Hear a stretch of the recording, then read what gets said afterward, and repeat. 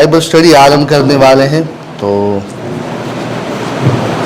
आज से हम एक नई बाइबल स्टडी आरंभ करेंगे शाम के समय में। हर रविवार शाम हम बाइबल स्टडी को लेंगे ताकि परमेश्वर के वचन का ज्ञान आपके अंदर ज़्यादा से ज़्यादा बढ़े।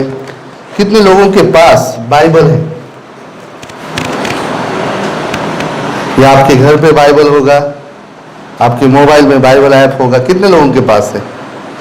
ठीक है, प्रभु की स्तुति हो। कितने लोग इसे पढ़ते हो? रोज पढ़ते हो? कितने लोग हफ्ते में एक बार इसे पढ़ते हो? और कितने लोग, हाँ मुझे देखने दीजिए, कितने लोग रोज पढ़ते? कितने लोग हफ्ते में एक बार पढ़ते? प्रभु की स्तुति हो। हाय, कुछ लोग रोज पढ़ते। कितने लोग महीने में एक बार पढ़ते? तो अभी जो हफ्ते में एक बार पढ़ते तो वो महीने में एक बार पढ़ेगी। तो कुछ लोग हैं जो बाइबल को कभी भी हाथ नहीं लगाते, और ये बहुत ही दुख की बात है कि पवित्र शास्त्र जो परमेश्वर का जीवित वचन परमेश्वर ने तुम्हें और मुझे दिया है, हम उसे पढ़ने के लिए आलस करते हैं। पढ़ने के लिए हम बहुत ही आगे पीछे करते हैं। तो सबसे पहले यदि हमें बाइबल पढ़ने की अपने अंदर रुचि उत्पन्न करनी है तो हमें उसके बारे में जानना बहुत ही जरूरी है। और मैं सोचता हूँ जब आप बाइबल के बारे में जानोगे, जीवित परमेश्वर के बारे में जानोगे जो बाइबल के अंदर है, आपको पवित्र शास्त्र पढ़ने के लिए और भी रुचि उत्पन्न होगी और आप बहुत ही दिलचस्पी से बाइबल पढ़ोगे। बहुत से लोग बाइबल इसलिए नहीं पढ़ते क्योंकि उन्हें वो समझ में नहीं आता, और वो पढ़ते समय उन्हें बातें समझ में नहीं आती, इसलिए वे जल्दी से हार मार देते हैं और वे पवित्र शास्त्र पढ़ना छोड़ देते हैं। लेकिन कुछ बातों को जो बहुत ही आसान है, यदि आप ध्यान दोगे तो आप बाइबल पढ़ना भी आरंभ करोगे और साथ ही साथ आपको समझने के लिए भी आसानी होगी। तो उसके लिए जो बाइबल स्टडी हम सुबह के समय में रखते हैं कि किस प्रकार से बाइबल को हम समझ सकते हैं, तो आप उसके अंदर सहभागी हो सकते हो। लेकिन आज जो बाइबल स्टडी मैं आरंभ करने वाला हूँ वो पवित्र शास्त्र के बारे में है और उसकी अहमियत के बारे में है, उसकी प्रामाणिकता के बारे में है और साथ ही साथ उसकी विशेषता के बारे में है। तो ये जानना बहुत ही दिलचस्प है कि बाइबल अद्वितीय क्यों है। अद्वितीयता का मतलब है एकमेव ऐसी किताब जो इस पृथ्वी पर है, जो परमेश्वर के द्वारा मनुष्य जाति के लिए दी गई है, जिसके द्वारा परमेश्वर अपने उद्देश्य और लक्ष्य को हमारे बीच में प्रकट करता है और हम परमेश्वर के साथ अपने रिश्ते को किस प्रकार से प्रस्थापित कर सकते हैं और किस प्रकार से हम उसके लिए एक उत्तरदायित्व रखने वाला जीवन जी सकते हैं, वो इस किताब के द्वारा तुमसे और मुझसे बातें करता है। इसलिए बाइबल के बारे में तुम्हें और मुझे समझना और जानना बहुत ही जरूरी है। और इसलिए आज जो बाइबल स्टडी मैं आरंभ कर रहा हूँ, पवित्र शास्त्र, और उसका पहला भाग है पवित्र शास्त्र की अद्वितीयता। कितने लोगों के पास अभी बाइबल है या बाइबल ऐप है? उसे आप खोल लीजिए और मैं चाहूँगा कि आप उसके अंदर अवलोकन कीजिए, या आप उसके अंदर सबसे पहले पहली पन्नी जहाँ पर सूची पत्र या अनुक्रमणिका दी गई है वहाँ का भाग आप निकाल सकते हो। कुछ इस प्रकार से अनुक्रमणिका आप देख सकते हो। हमारे पास अभी वीडियो प्रेजेंटेशन के लिए कोई भी साहित्य नहीं है, नहीं तो हम प्रेजेंटेशन के द्वारा या बोर्ड के द्वारा, ये बोर्ड भी अभी तक हमने उपलब्ध नहीं कराया है, जल्द से जल्द मैं चाहूँगा कि वो आए तो उसके द्वारा मैं आपको जरूर बाइबल स्टडी दूंगा। तो आप देखते हो यहाँ पर पुराना नियम और नया नियम ऐसे दो भागों को आप पाते हो। और यदि आप इन किताबों की गिनती करोगे, उत्पत्ति से लेकर मलाकी पुराने नियम में और मत्ती से लेकर प्रकाशित वाक्य नए नियम में, आप लगभग 66 किताबों को पाते हो। 66 किताबों को आप पाते हो। और ये जो 66 किताबें हैं अलग अलग हैं, ये अलग अलग कालों में लिखी गई हैं, अलग अलग व्यक्तियों के द्वारा या लेखकों के द्वारा लिखी गई है और लगभग 3 भाषाओं में ये जो किताबें हैं इनमें से लिखी गई। कुछ किताबें इब्रानी में लिखी गई है, कुछ शास्त्र पाठ या किताबें जो है अरामिक जो इब्रानी की तरह ही उसकी जो बहन लैंग्वेज या भाषा हम कहते हैं उसमें लिखी गई है, और कुछ नया नियम जो है पूरा की पूरा ग्रीक भाषा में मूलता जो मूल है उसमें लिखा गया है। और आज जो हमारे हाथ में बाइबल है, हिंदी, इंग्लिश, मराठी और हिंदी या तेलुगु, तमिल, ये जो बाइबल है ये अनुवादित है और इनका अनुवाद बहुत ही सटीक है और इसीलिए उसमें कोई भी दो राय नहीं है। और इसीलिए सबसे पहली बात जो मैं आपके साथ बांटने वाला हूँ बाइबल की अखंडता के बारे में। तो सबसे पहला, बाइबल के अंदर 66 किताबें हैं। आई मीन आप पढ़ सकते हो उनके नाम, उत्पत्ति, निर्गमन, लेव्यवस्था, और फिर उसके बाद हम देखते हैं शमूएल और यशायाह, भजन संहिता जो हमें सबसे अच्छी पसंद किताब है। यशायाह हमारी पसंदीदा किताब में से एक है। फिर उसके बाद मलाकी तलक हम पाते, योना की किताब के बारे में हम पढ़ते हैं। फिर जिन्होंने उस किताबों को लिखा है हमें पता है नाम, मूसा, पौलुस, और साथ ही साथ जब हम गॉस्पल या सुसमाचार की किताबें पढ़ते हैं उसके अंदर हम पाते हैं मत्ती, मार्क, लूका, यूहन्ना, इन्होंने सुसमाचार की किताबें लिखी है। प्रेरित काम लूका ने लिखी, और हम पाते हैं कि प्रेरित पौल ने लगभग 14 पत्रियों को लिखा नए नियम के अंदर। और यूहन्ना जो प्रभु यीशु मसीह का शिष्य था उसने कुछ पत्रियां लिखी और प्रकाशित वाक्य लिखा। पत्रस ने भी लगभग 2 पत्रियां लिखी है। याकूब की पत्री के बारे में भी हम जानते हैं। इस प्रकार से पुराने नियम में 39 और नए नियम में कितनी किताबें हैं? 27 किताबें हैं।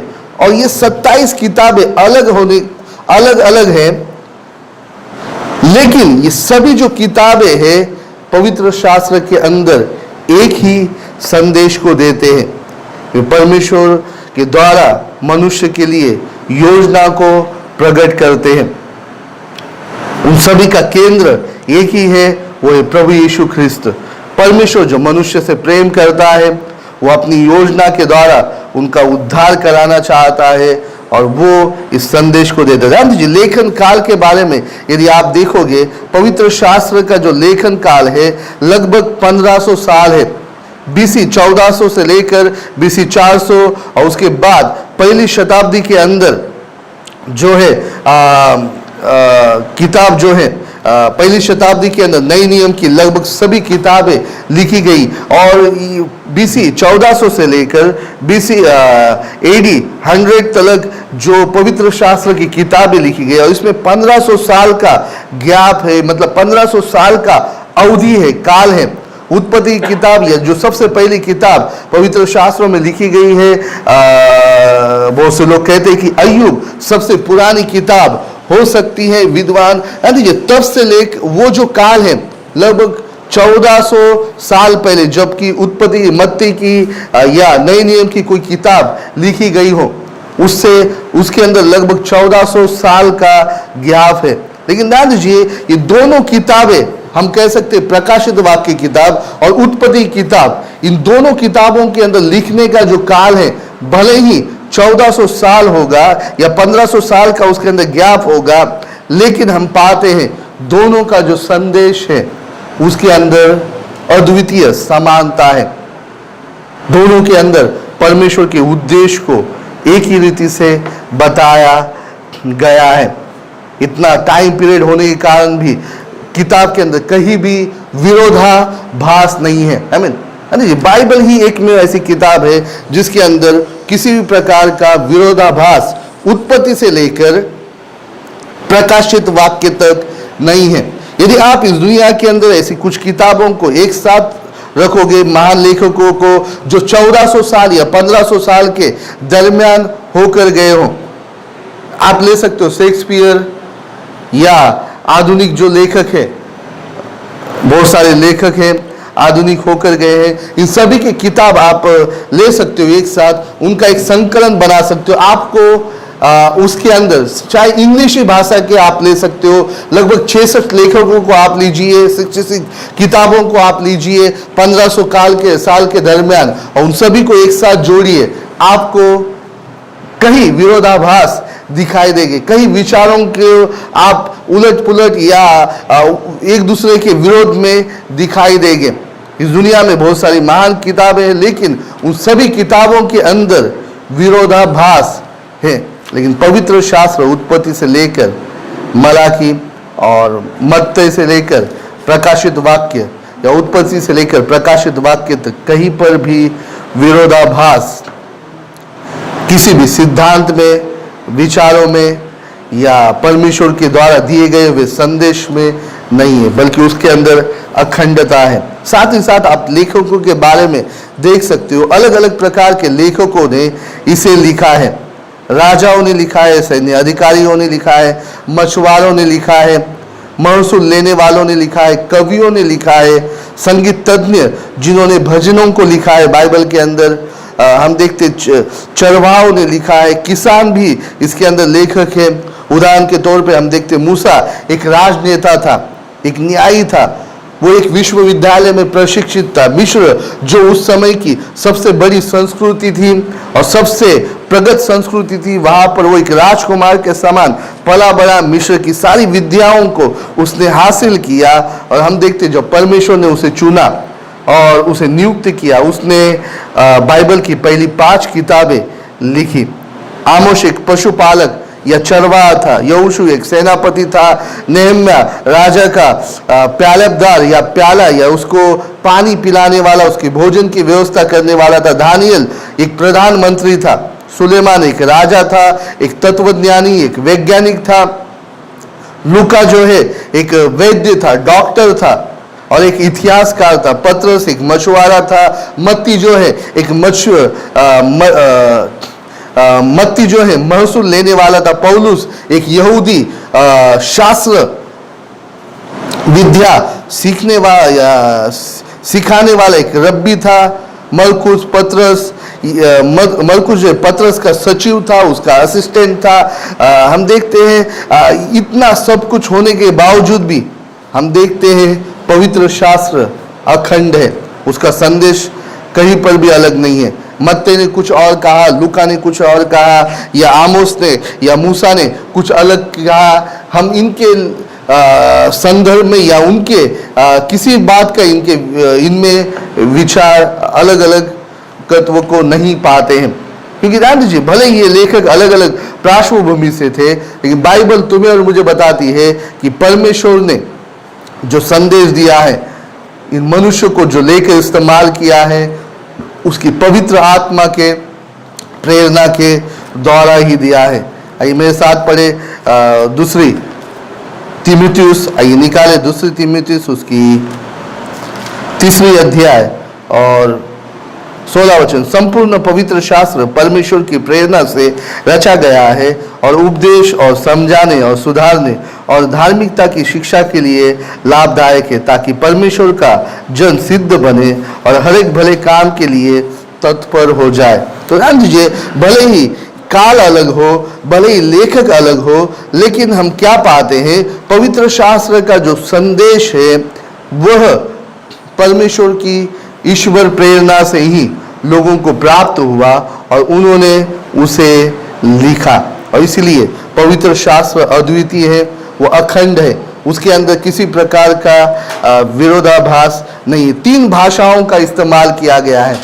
पुराना नियम इब्रानी भाषा में लिखा गया है। कितने लोग जानते हैं इब्रानी भाषा? हम नहीं जानते हैं, हम कई बार कुछ शब्दों को जानते होंगे, लेकिन इब्रानी भाषा पुराने नियम के समय में इज़राइल की मुख्य बोली भाषा थी, प्रशासकीय भाषा थी, और इस भाषा में पुराना नियम लिखा गया। मूसा, साथ ही साथ जो भविष्यवक्ता थे और अन्य जो किताबें हैं वो इब्रानी भाषा में लिखी गई। साथ ही साथ अरामिक भाषा में भी इसे लिखा गया। लगभग हम देखते पर्शियन या नबूकदनेस्सर बाबिलोन के समय पर जब इज़राइल कैप्टिवेशन में या बंदीवास में चला गया था, तब वहाँ पर अरामिक भाषा मुख्य भाषा करके जो है प्रगट हुई थी। और उस समय कुछ जो शास्त्र पाठ और किताबें जो है पुराने नियम की अरामिक भाषा में लिखी गई।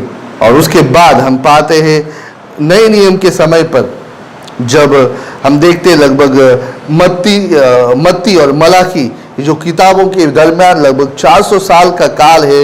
इस दरमियान सिकंदर ने विश्व जीतने की मुहिम चालू की, उसने युद्ध किए और अनेक राज्यों पर, राष्ट्रों पर, साम्राज्यों पर कब्जा किया और वहां पर अपने प्रशासन को स्थापित किया।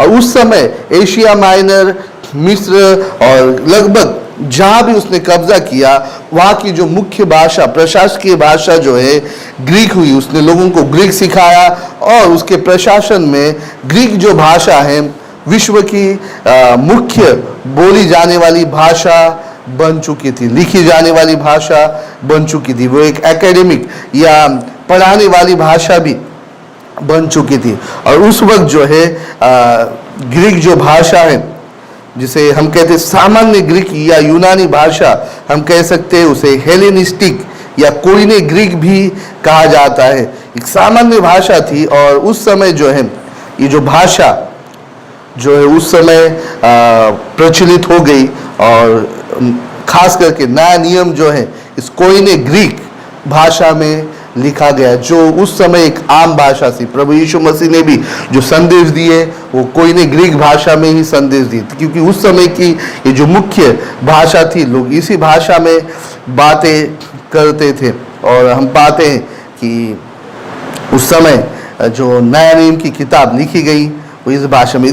तीनों भाषा अलग होते हुए भी पवित्र शास्त्र का जो संदेश है पूर्ण रीति से अखंड है, उसके अंदर कोई भी तफावत नहीं। इस दुनिया में बहुत सारी भाषाएं हैं, इस दुनिया में बहुत सारे ऐसे लेख हैं, लेकिन ध्यान दीजिए ऐसा कोई भी शास्त्र या किताब नहीं है जो इतनी ज़्यादा भाषा में लिखा गया। उसी प्रकार से पवित्र शास्त्र जो है साहित्यिक दृष्टि से भी अद्वितीय है।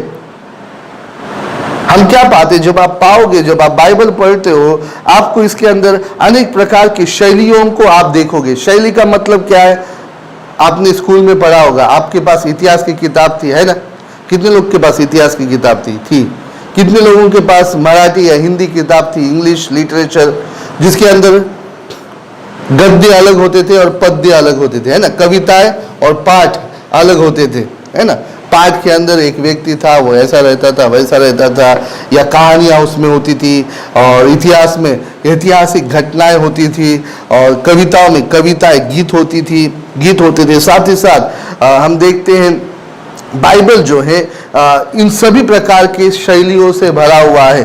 पवित्र शास्त्र के अंदर काव्य है, ऐतिहासिक वृत्तांत है, जैसे इतिहास की किताब आप पढ़ते हो, किस प्रकार से राजाएं आए, किस प्रकार से अनेक प्रकार से चीजें हुई, हम बाइबल के अंदर पढ़ते। गीत है, भजन संहिता, नीति वचन और अनेक ऐसे गीत पवित्र शास्त्र के अंदर है। भजन संहिता के अलावा कहा जाता है कि लगभग 70 प्लस जो गीत बाइबल के अंदर या भजन है। तो शिक्षात्मक शोध है, प्रबंध है बाइबल के अंदर, व्यक्तिगत पत्र लिखे गए, जैसे कि पौलुस ने लिखे गए, सार्वजनिक पत्र लिखे पौलुस ने लिखे, व्यंग्य रचना है, हम सबोपदेशक की किताब पढ़ते हैं, कई बार हम बाइबल के अंदर व्यंग्य को पढ़ते हैं। आत्मकथा है, जैसे नेहम्या लिखता है, एज़रा की किताब, जैसे कि हम प्रेरित कामों में पढ़ते कि वहाँ पर लोग अपने अनुभवों को लिख रहे हैं। व्यवस्था है, जैसे अनुवाद की किताब लेव्य व्यवस्था, जिसके अंदर नियमों को, कायदों को बताया गया है। नबूवत है, नबूवत का मतलब भविष्यवाणियाँ, जिसके अंदर अनेक प्रकार की भविष्यवाणियों को दिया गया है, जहाँ पर बताया गया है कि भविष्य में क्या होने वाला है। और जितना सटीक भविष्य बाइबल के अंदर दुनिया के बारे में लिखा हुआ है, उतना सटीक किसी भी किताब में नहीं दिया गया है।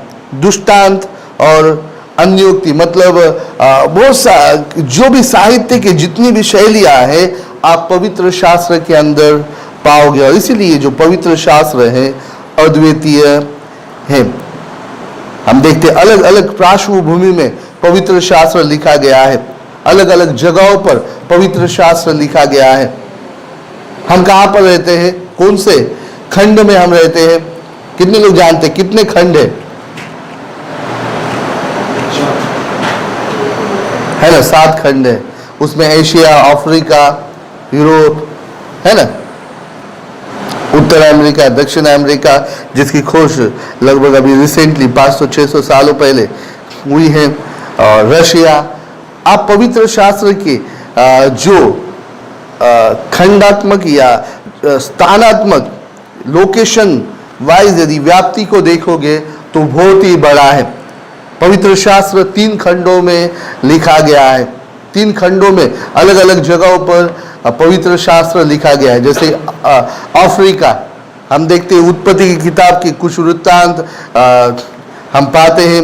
साथ ही साथ पेंटाटुक या जो पहली 5 किताबें हैं उसका बहुत सा भाग अफ्रीका खंड के अंदर लिखा गया है, वहाँ की घटनाएं हैं। फिर उसके बाद हम Asia minor, Israel Asia minor में आता है। इटली वगैरह यूरोप के अंदर जो पौलुस ने यात्राएं की, वहाँ पर रोम, उसके अंदर बैठकर उसने कई पत्रियों को लिखा। तो हम पाते हैं कि 3 खंडों के अंदर लिखने के बावजूद पवित्र शास्त्र हमें एक ही दिखाई देता है। पवित्र शास्त्र ट्रांसलेशन के बारे में या भाषांतरों के बारे में आप देखोगे, भले ही इब्रानी, अरामिक और ग्रीक मूल भाषा में पवित्र शास्त्र लिखा है, लेकिन उसकी जो भाषा और शैली इतनी आसान है, इतनी सादी थी कि उसका अनुवाद जो है दुनिया के लगभग हर भाषा में बहुत ही आसान रीति से हो चुका या हो गया है।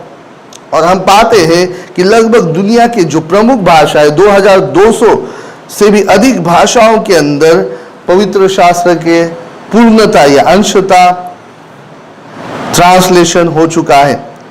और अभी भी लगभग 6500 ज्ञान भाषा में पवित्र शास्त्र का लगभग 1/3 जो भाग है, मतलब दुनिया जो है पवित्र शास्त्र का किसी न किसी प्रकार से ट्रांसलेशन हो चुका है।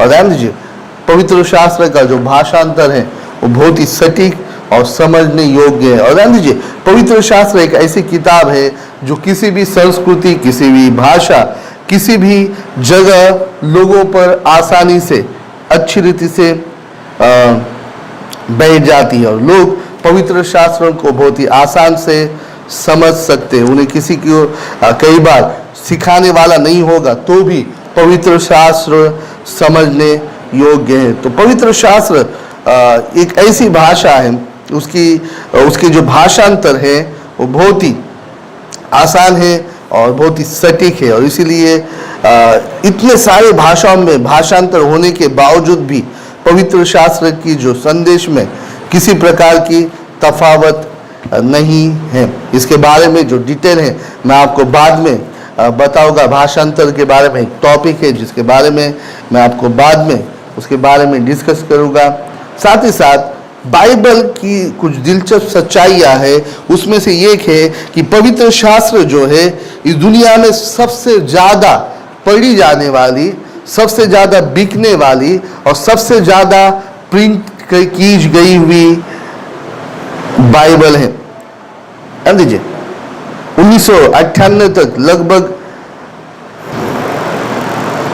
अनेक जो स्क्रिप्चर डिस्क्रिप्शंस रिपोर्ट के अनुसार 2 करोड़ 8 लाख पूर्ण बाइबल या 2 करोड़ 1 लाख नया नियम वितरित किए गए। ध्यान दीजिए, 2 करोड़ 8 लाख पूर्ण बाइबल मतलब उत्पत्ति से लेकर प्रकाशित वाक्य, और लगभग 2 करोड़ 1 लाख नया नियम जो है वितरित किए गए। इतनी तादाद में जो है बाइबल लोगों को बांटा गया है। 1918 तो ये जो आखिरी वाली है लगभग 22 साल पहले की है।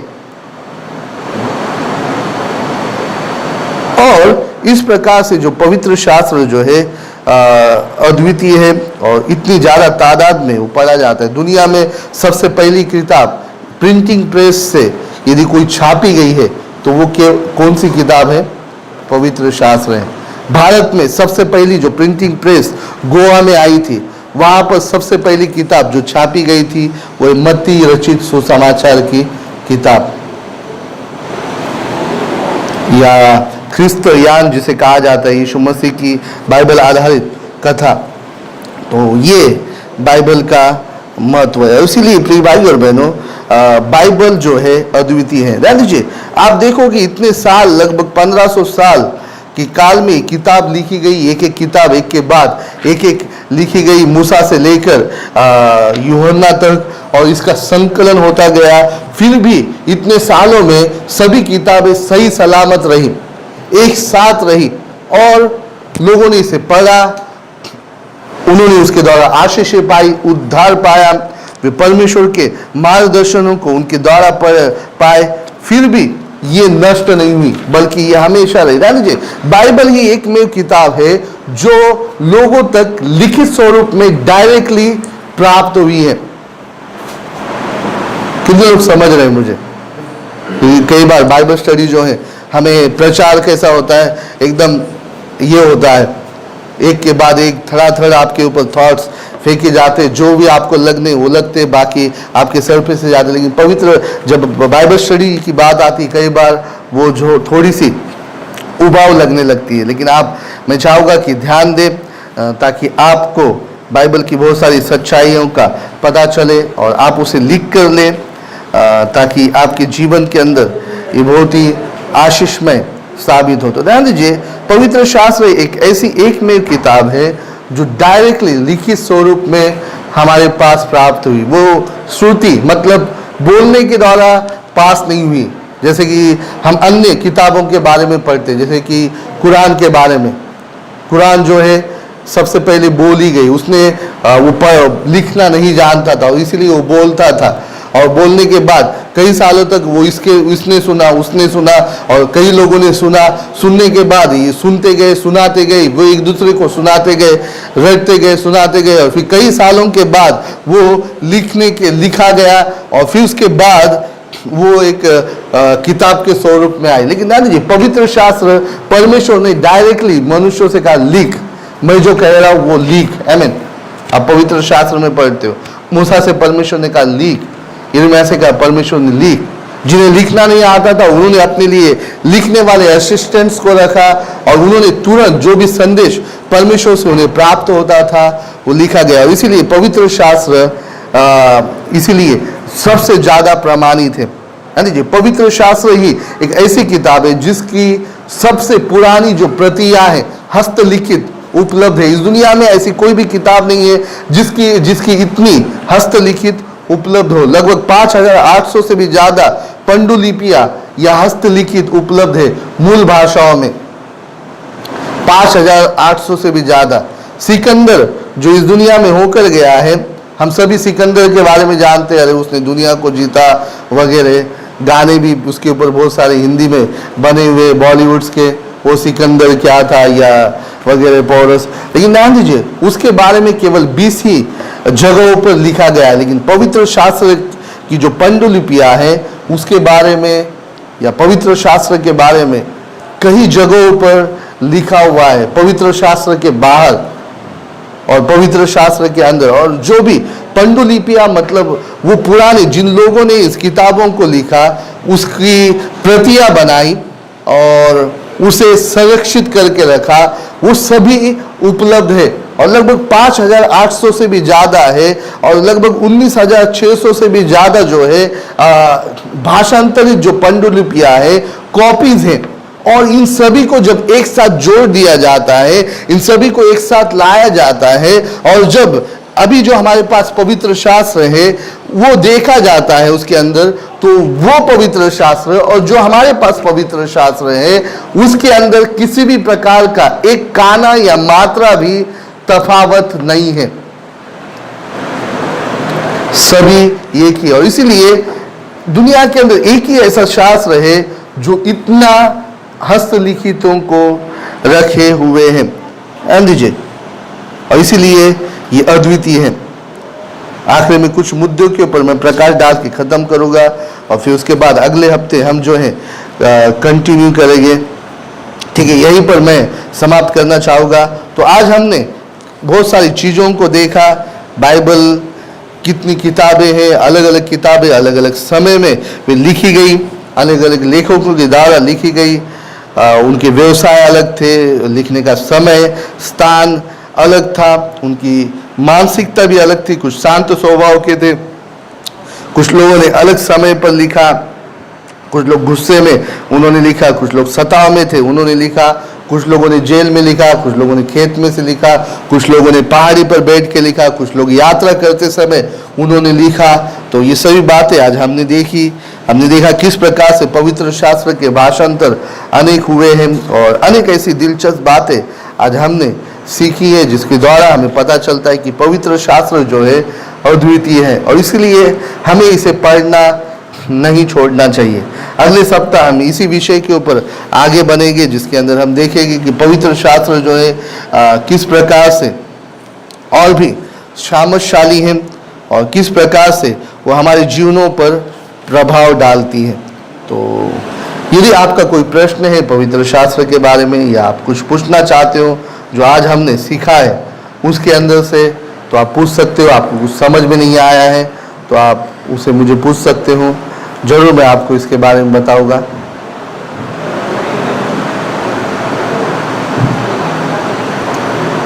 ठीक है, आपका कोई प्रश्न नहीं है, अन्य कोई प्रश्न होगा आपका पवित्र शास्त्र में से जिसके बारे में आप जानकारी चाहते हो, तो यदि मुझे उसके बारे में जवाब पता है तो जरूर मैं आपको दूंगा। यदि पता नहीं है तो उसको हम फिर खोज करेंगे, ढूंढान करेंगे बाइबल में से और उसका पता लगाने की कोशिश करेंगे। ठीक है, अगले सप्ताह जब आप आओगे तो अपनी बाइबल को लेकर आइए, नोट्स को लेकर आइए और उसे लिखिए, तो जरूर आपको ये पढ़ने के लिए, सीखने के लिए मदद मिलेगी। आमीन। तो कुछ प्रश्नों को मैं आपको पूछना चाहूँगा, कितनी पवित्र शास्त्र में कितनी किताबें हैं? 66। आमीन, प्रेज गॉड। कितने लेखकों ने उसे लिखा है? 20। और कोई बता सकता है? मैंने अभी बताया था, उसमें रिवाइंड करके देख सकते हो आप। 40 से भी ज्यादा, आई मीन या लगभग 40 हम कह सकते हैं। हा? कितने लेखन काल कितने समय का है? कितने साल का बताया था मैंने? उत्पत्ति से लेकर प्रकाशित वाक्य कितने कालावधि का समय है? 1500। प्रेज गॉड, 1500 से भी ज्यादा समय। पुराना नियम कौन सी भाषा में लिखा गया? कौन सी भाषा में? इब्रानी, बराबर, हिब्रू या इब्रानी। और एक भाषा है जिसके बारे में मैंने बताया था, कौन सी भाषा है वो? ग्रीक भाषा। नए नियम के बारे में, लेकिन पुराने नियम की भाषा अरामिक। कौन सी भाषा? अरामिक। और नया नियम कौन सी भाषा में लिखा? ग्रीक भाषा में। जो लिखने वाले, जो लेखक थे, परमेश्वर की आत्मा ने उन्हें उभारा, लेकिन उनकी पृष्ठभूमि जो है, उनका जो बैकग्राउंड अलग अलग था। तो कोई बता सकता है कौन कौन से बैकग्राउंड से वो थे, कौन कौन सी पृष्ठभूमि थी? फार्मर थे कुछ, बराबर, और किसान, राजा, बराबर, और चुंगी लेने वाले, महसूल लेने वाले, मछुआरे। Praise God. तो ये अलग अलग प्रकार के लोग थे। और कितने खंडों में, जगहों के बारे में, लोकेशंस जो हम बोलते हैं, 3 खंडों में लिखा गया। कौन कौन से वो? एशिया, और दूसरा खंड यूरोप और अफ्रीका, बराबर। अफ्रीका, यूरोप और एशिया। तो लगभग आपको सबको पता चल गया है। तो हम देखते हैं कि सबसे ज़्यादा इस दुनिया में बिकने वाली और प्रिंट होने वाली किताब अभी तक कौन सी है? पवित्र शास्त्र है। और बहुत सारे बातें हैं। अगले सप्ताह हम देखेंगे पवित्र शास्त्र कैसे टिका रहा इतने सालों से। लगभग मूसा के समय से लेकर अभी तक पवित्र शास्त्र ने किन किन बातों को झेला है, फिर भी वो अभी तक हमारे हाथों में है ना?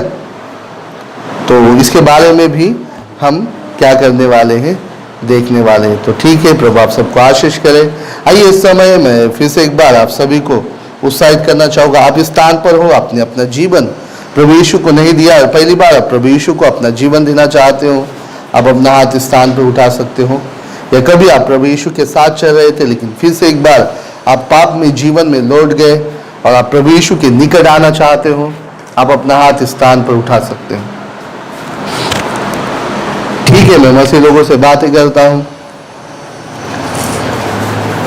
पवित्र शास्त्र आज जो तुम्हारे और मेरे हाथ में है, प्रिय भाई और बहनों, परमेश्वर ने उसके लोगों को उभारा ताकि जो उसका संदेश है तुम तक और मुझ तक पहुंचे, तुम और मैं उसकी सच्चाई को भली भांति जाने, और उसने अपने प्रकाशित को हम पर प्रकट किया। आज मसीह होने के नाते बहुत ही आवश्यक है हम पवित्र शास्त्र जो परमेश्वर का वचन उसे पढ़ने के लिए समर्पित होए। हम अपने अंदर की जो आलसता है वो निकाल दें। पिछले कुछ दिनों पर मैं एक चार्ट के ऊपर अध्ययन कर रहा था और मैंने कुछ ऐसी सच्चाई को जाना, यदि हम रोज 25 मिनट बाइबल पढ़ेंगे तो हम पूरा जो बाइबल है एक साल में 2 बार समाप्त कर पाएंगे। और यदि हम अध्ययन करते हैं लगभग 2 घंटे से भी ज्यादा समय, 2.5 घंटा लगभग एक व्यक्ति भारत के अंदर सोशल नेटवर्क के ऊपर बिताता है, या लगभग 5 घंटा वो वीडियो या इंटरटेनमेंट के लिए देता है अपना दिन का।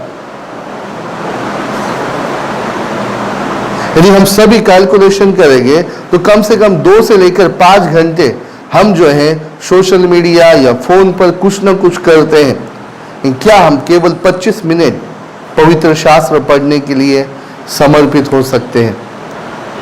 और यदि हम ऐसा करते हैं तो हम साल में 2 बार पूरे पवित्र शास्त्र को पढ़कर समाप्त कर सकते हैं। और इसे ही यदि आप दुगना करोगे तो 4 बार, आप उसे ही और दुगना करोगे तो 8 बार। बहुत ही जरूरी कि आप अपने आप को समर्पित करें। वीरांत जी, आगे चलकर अगली जो बाइबल स्टडीज है जिसके अंदर आप जाने वाले हो, बाइबल के इतिहास के बारे में आप यदि देखोगे तो आप पाओगे ये आसानी से हमारे हाथ में नहीं आया है। इसके लिए बहुत से लोगों ने अपने प्राणों को दिया है। इसे संरक्षित करने के लिए, इसे सुरक्षित रखने के लिए अनेकों ने अपने बलिदानों को दिया है, त्याग किया है, इसके लिए इन्वेस्ट किया है, और तब ये हमारे हाथों में है। और इसीलिए बहुत ही जरूरी है कि तुम और मैं इसकी अहमियत को, इसके मूल्य को समझे। आइए इस वक्त हम अपने सरों को झुकाएंगे, अपने आंखों को बंद करेंगे और जीवित परमेश्वर की ओर ध्यान देंगे और अपने आप को समर्पित करेंगे कि परमेश्वर मैं तेरे वचन को पढ़ने के लिए अपने आप को समर्पित करूँगा। आइए इस वक्त हम अपने आप को देंगे। हालेलुया। पिता धन्यवाद ईश्वर, तेरी महिमा हो पिता, स्तुति हो पिता जी, धन्यवाद ईश्वर।